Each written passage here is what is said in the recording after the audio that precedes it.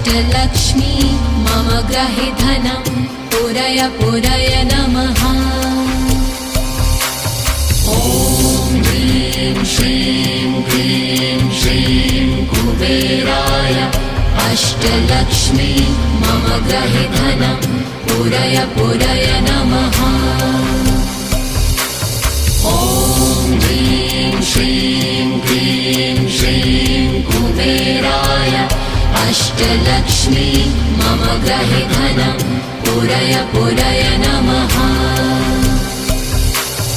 ॐ ह्रीं श्रीं क्लीं श्रीं कुबेराय अष्टलक्ष्मी मम ग्रहे धनं पुरय पुरय